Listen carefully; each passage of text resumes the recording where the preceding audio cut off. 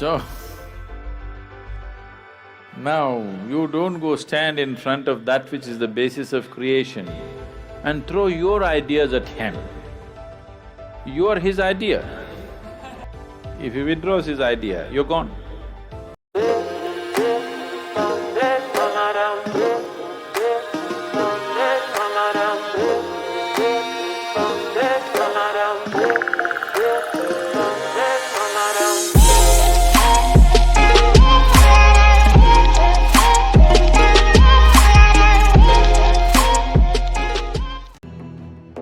So touching that dimension which is beyond the physical means you want to touch that dimension which is the basis of the physical. When you say that which is the basis of the physical, what you're talking is that you're not interested in creation, but you're interested in the source of creation. There, if you go and stand in front of the Creator, at least there you must keep your ideas down, isn't it? Your ideas must be kept down for some time when the Creator is here, isn't it so? Isn't he the biggest idea? It's like, there was a man in Pennsylvania, where are you from? Ah, it rains, it doesn't flood there. That's why we put Seattle on the coast. Otherwise, it would flood, that place. So Pennsylvania, there was a man in Pennsylvania. Once there was a big flood and… Are you okay if there's a joke inside a joke? All right. The flood was beginning to happen, the water was filling up, and there was a very enthusiastic young journalist who was reporting stage by stage, hour by hour, as to how the flood is progressing, Because that is journalism.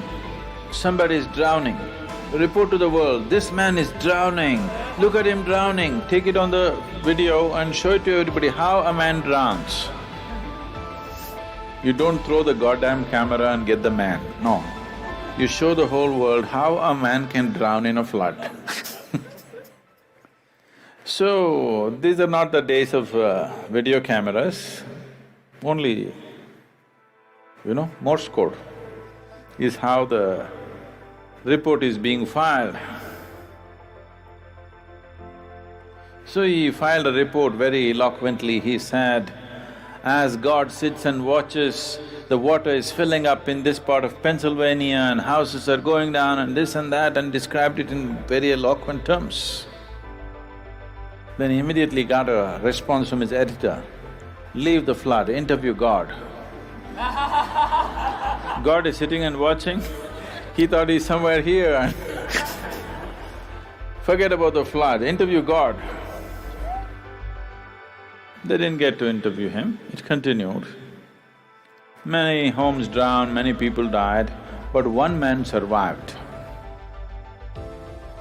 This man who survived went to New York City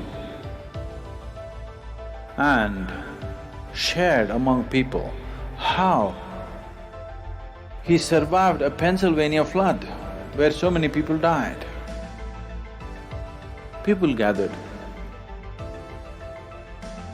Then he went to Boston and talked about how he survived a Pennsylvania flood, and more people gathered. Then he came to Seattle and he shared, more people gathered.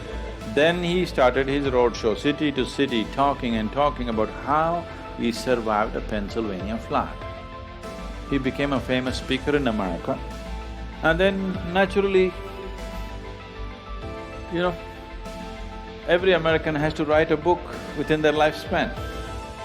So he wrote a book, how he survived a Pennsylvania flood. It became famous, he spoke everywhere, and his engagements became international. He became a millionaire, sold millions of books, all his life he only spoke about how he survived the Pennsylvania flood. And one day he died, not in a flood, he died. And they had an assembly. He went through the pearly gates, and there was an assembly of people, and there was an opportunity to speak. A few people could speak. So he told his neighbors, I will share my experience about how I survived Pennsylvania flood.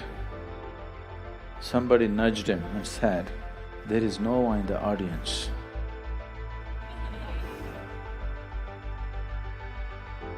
Okay? So, now you don't go stand in front of that which is the basis of creation and throw your ideas at him. You are his idea. Yes? You are just a figment of his idea.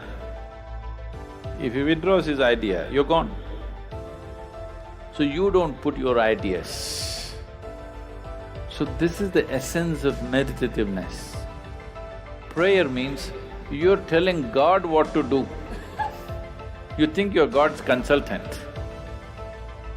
Meditation means you've understood your limitations. Now you just shut up. If you just shut up on all levels, everything that needs to happen to you will happen to you. All the training is just to help them to shut up. That you don't throw your silly ideas at the Creator, you just shut up.